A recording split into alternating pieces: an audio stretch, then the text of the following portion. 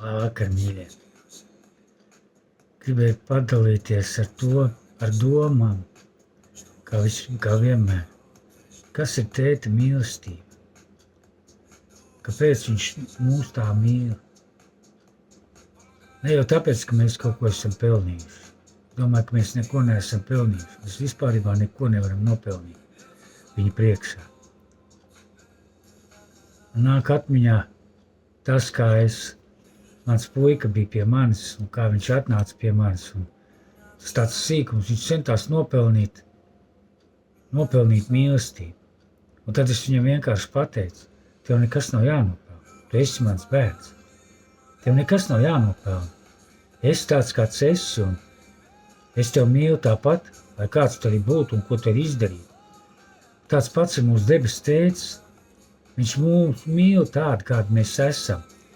Bieži vien mēs gribam būt labāki, izdarīt labāk. Un tas nav slikti, protams, bet tēva mīlestība neskatās uz to, kāds tu esi tagad. Viņa redz, kāds tu būsi. Un ja tu būsi ar viņu, tuvosies viņam, būsi daudz ar viņu. Tu un mēs sāksim pārveidoties, mēs sāksim kļūt ar viens savādāk un savādāk. Viņa mīlestībā tikai to var dabūt, gatavu. Un apzinoties, kas ir viņa mīlestība. Jā, 1. Korintiešiem 13. nodaļa par to runā, bet līdz tam ir jānonāk. Es biju ļoti nežēlīgs cilvēks un es vienkārši sākumā lūdzos, un man bija grūti sākumā saprast vispār, kas ir mīlestība. Viņu saprast principā nav iespējams. Mēs viņu varam tikai pieņemt tādu, kādu viņi ir. Un lasot Dievu vārdu, tur saprakstīts vienkārši. Un es katru dienu vēl līdz šim, kaut pāri 20 gadiem esmu kristietis, es visu laiku lūdzu, lai Tēvs ielej manī mīlestību. Jo citu varianta nav. Mēs varam tikai pieņemt viņa mīlestību. Un atdot to, kas mūsos ir. Nekādīgi savādāk mēs to nevaram izdarīt. Mēs nevaram saprast, kas ir mīlestība. Mēs nevaram izprast, kas viņa ir. Mēs nevaram kaut kā iegūt viņu, vai mēs varam iegūt vienā ceļā. Tas ir pieņemot un lūdzot Tēvs, mīļais tēt, piepildi man ar savu mīlestību, vai es viņu varu dalīt. Otrs, kāpēc mīlestība ir tik svarīga? Bez mīlestības mēs nespējam neko izdarīt. Jo mīlestība ir vienīgais ceļš, patiesība un dzīvība, kā tēcis saka, kā Jēzus saka savā. Un caur viņu mēs varam ieiet tikai pie Tēva, mīlot sevi, Dievu un apkārtējos. Dievu un sevi visgrūtāk ir iemīlēt. Sevi iemīlēt ir grūtāk, es tā saprotu. Bet savu tuvāko ir daudz vieglāk tad, kad tu esi iemīlējis jau sevi. Es sapratu, kas tas ir. Iemīlēt sevi nozīmē atlaist visu un atdot Tēvu rokās, kas mūs mīl.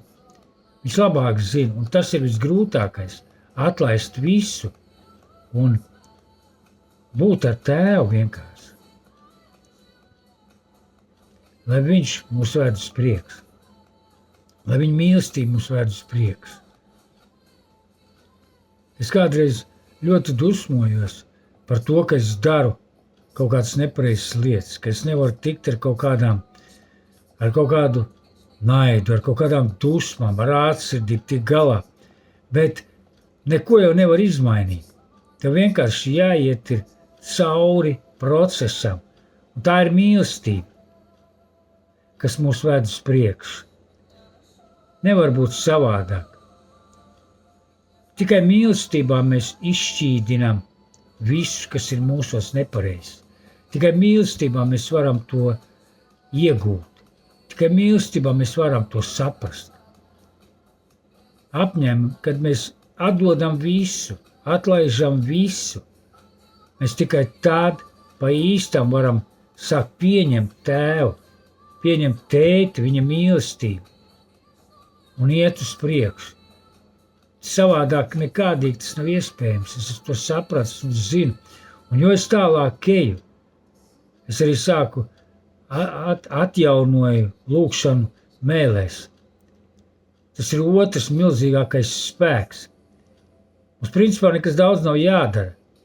Mēlēs lūkšanās ir diezgan vienkārša lieta. Tur nekādu spēku nav jāpieliek. Bet tas dod milzīgs rezultāts. Ja tu noklausīsies līdz galam, tu to sapratīsi. Mīlestība mūs vedina uz tuvošanos Tēvam. Mēs varam tuvoties tikai vienā veidā. Jo tad, kad mēs runājam ar savu mēli, mēs nevaram iegūt to, jo ienaidnieks arī dzird, ko mēs sakam. Tad, kad mēs runājam mēlēm, mēs zina tikai Tēvs, ne mēs, ne Sātans, ne dēmoni, ne gari tums, nespēja, nezin to. Neviens šī pasaulē, arī garīgajā pasaulē nezin, ko mēs runājam. Zina tikai Tēvs un Svētais Gars, Jēzus to. Trīsvienīgais Dievs to zina. Un tas ir visbrīnišķīgākais. Un mana dzīves var liecināt, mainās un mainās un mainās. Viņa mainās milzu soļiem. Es lūdzos mēlēs daudz, bet ja tu kaut vai vienu stundu, kaut vai pusstundu tu lūksies vienreiz dienā, tu redzēsi momentālas izmaiņas. Viņas momentāli atnāks. Es esmu pārbaudījis un es to varu pateikt ar visu garantiju, tā tas ir. Es kādreiz, kad biju ļoti daudz lūdzos mēlēs. Es vienkārši lūdzos un izgāju dēmonu no cilvēka. Vienkārši man atturot mutu un lūdzoties.